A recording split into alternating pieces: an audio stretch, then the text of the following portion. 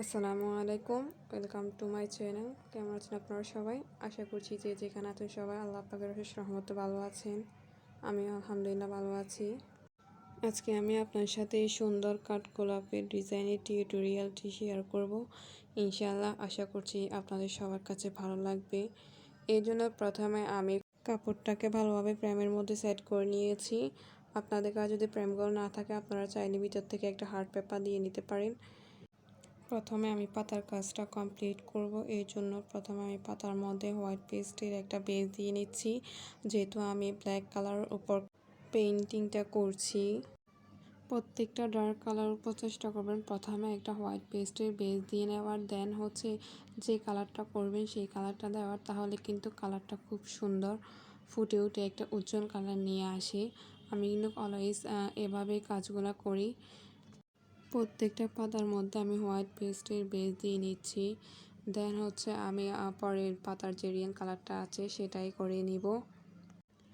আর এই মোমেন্টটা হচ্ছে আমার জন্য খুবই কষ্টকর একটি মোমেন্ট, কারণ হচ্ছে আমি এই যে পাতার মধ্যে যে হোয়াইট পেস্টটা লাগিয়েছি, দেন হচ্ছে পাতার যে রিয়েল কালারটা ছিল সেটাও করেছি। ভিডিও কন্টিনিউ অবস্থায় আমার ভিডিও ক্লিপটি কেটে যায়, তো আমি ভেবেছিলাম হয়তো ভিডিও অপশনে গেলে পেয়ে যাব, কিন্তু যখন ভিডিও ক্লিপ নিতে গেলাম দেখছি যে ভিডিওটা কোথাও নেই। আমার তো ভীষণ মন খারাপ হয়ে গিয়েছে। এখন যে ক্লিপটা দেখছেন এটা হচ্ছে আমার হাতার মিডলে একটা করে কাঠগোলাপ পড়েছে, এর মধ্যে আমি দুটো করে পাতা ড্র করেছি। ভাবলাম এই পাতাগুলো ক্লিপটা নিয়ে নিই, কি আর করার। এখানেও সেমভাবে আমি হোয়াইট পেস্টের বেস দিয়ে নিয়েছি, দেন হচ্ছে এখানে আমি গাঢ় সবুজ কালার অ্যান্ড লেমন আর হলুদ কালার তিনটা শেড মিলিয়ে কিন্তু আমি পাতাটা কমপ্লিট করে নিচ্ছি। পাতাগুলো কমপ্লিট করার পর আমি সবুজ কালারটা আরও গাঢ় করে নিয়েছি পাতার মিডলে যে শিকড়টা আছে সেটা দেওয়ার জন্য, যাতে করে শিকড়গুলো বোঝা যায় খুব সুন্দর করে। এই জন্য আর একটু ডার্ক করে নিয়েছি নেভি ব্লুটা দিয়েই। সেমভাবে আমি প্রত্যেকটা পাতার কাজ কমপ্লিট করে নিয়েছি। এখন আমি অ্যাম্বুশের কাজটা কমপ্লিট করব। আর অ্যাম্বুশ মিক্সিংটা কিন্তু আমার আগে থেকে স্টোর করা ছিল, যার কারণে আমি অ্যাম্বুশ মিক্সিংটা আর দেখাচ্ছি না। কীভাবে অ্যাম্বুশ মিক্সিং করতে হয় এবং তাও সংরক্ষণ করতে হয় ইনশাল্লাহ আমি নেক্সট কোনো ভিডিওতে দেখিয়ে দেব। প্রথমে আমি কাঠগোলাপের যে শেপটা আছে সেই শেপটা দিয়ে নিচ্ছি। প্রথম দিকে কিন্তু সবটা একসাথে দিচ্ছি না, তাহলে কিন্তু শেপটা সুন্দর আসবে না।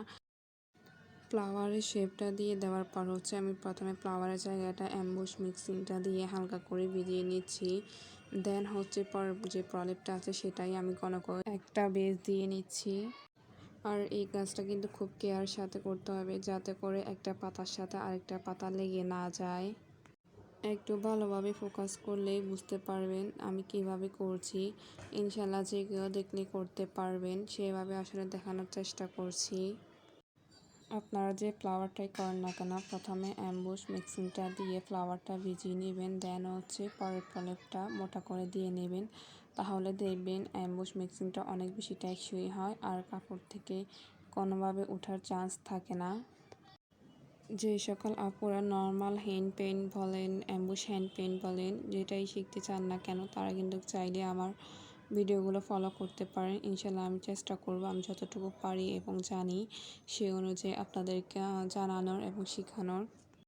সেমভাবে ফলো করে আমি প্রত্যেকটা কাঠগোলাপ কমপ্লিট করে নিয়েছি।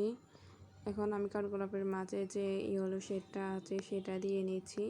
আর ইয়েলো শেডটা আমি বানিয়েছি হোয়াইট পেস্ট অ্যান্ড কে বাইন্ডার মিক্সড করে, কিন্তু এর মাঝে অ্যাগ্রামিন যে ইয়েলো কালারটা আছে সেটা দিয়েই আমি মিক্সিংটা করে নিয়েছি। আজকের ভিডিওতে আমি কোনো কালার মিক্সিং দেখাচ্ছি না, জাস্ট মুখে বল দিচ্ছি। আশা করছি আপনারা বুঝতে পারবেন ইনশাআল্লাহ। আর যদি ভিডিওতে কালার মিক্সিংটা দেখাতে চাই সেক্ষেত্রে দেখা যায় ভিডিওটা অনেক বেশি লং হয়ে যাবে। ইনশাআল্লাহ নেক্সট ভিডিওগুলোতে আমি কিন্তু দেখিয়ে দেবো একটা একটা করে কিভাবে কালার মিক্সিং করতে হয়, শুরু থেকে শুরু করবেন সব কিছু। একটু লেট হবে সেক্ষেত্রে, কিন্তু চেষ্টা করবো সব কিছু শেয়ার করার আপনাদের সাথে। প্রত্যেকটা হোয়াইট কালার উপর আমি ইয়েলো কালারটা দিয়ে নিচ্ছি। আমার ভিডিওগুলো যদি আপনাদের একটু হলেও উপকার আসে এবং যদি ভালো লেগে থাকে প্লিজ লাইক অ্যান্ড সাবস্ক্রাইব করে কিন্তু আমার চ্যানেলের পাশে থাকতে পারেন। আমার ইয়েলো কালারটা কিন্তু দেওয়া কমপ্লিট হয়ে গিয়েছে। এখন কাঠগোলাপের মাঝে যে লাস্ট স্টেপটা আছে সেটাই দিয়ে নিয়েছি।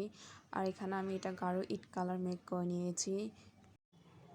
এখানে আমি হোয়াইট পেস্ট নিয়েছি, হোয়াইট পেস্টের সাথে এনকে বাইন্ডার মিক্স করে নিয়েছি, তার সাথে অ্যাক্রামের যে র ইয়েলো কালারটা আছে সেটা দিয়েছি, তার সাথে দিয়েছি রেড এবং ব্লু যে র কালারটা আছে সেটা দিয়েই কিন্তু আমি গাঢ় একটা ইট কালার তৈরি করে নিয়েছি।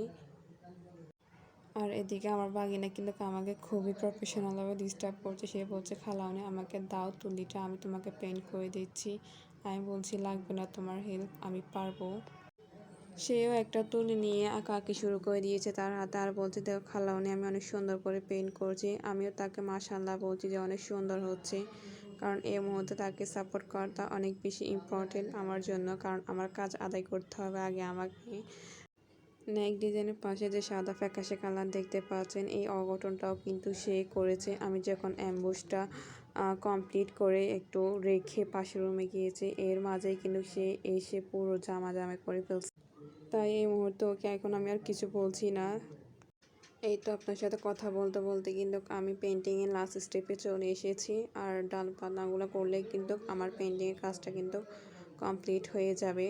আর ডালগুলো করার জন্য এখানে আমি একটা কাঠালি কালার বেস তৈরি করেছি, এই জন্য এখানে আমি ঘন হোয়াইট পেস্টের বেস নিয়েছি। এখানে আমি আলাদা করে কোনো এনকে অথবা বাইন্ডার ইউজ করিনি, যেহেতু আমি এখানে একটা ঘন বেস চাচ্ছি, এই জন্য হোয়াইট পেস্টের সাথে জাস্ট অ্যাক্রামিন র ইয়েলো কালারটা দিয়েছি, তার সাথে দিয়েছি খুবই অল্প পরিমাণ অ্যাক্রামিন র যে রেড কালারটা আছে সেটা দিয়েই আমি এই কাঠালি কালারটা তৈরি করে নিয়েছি।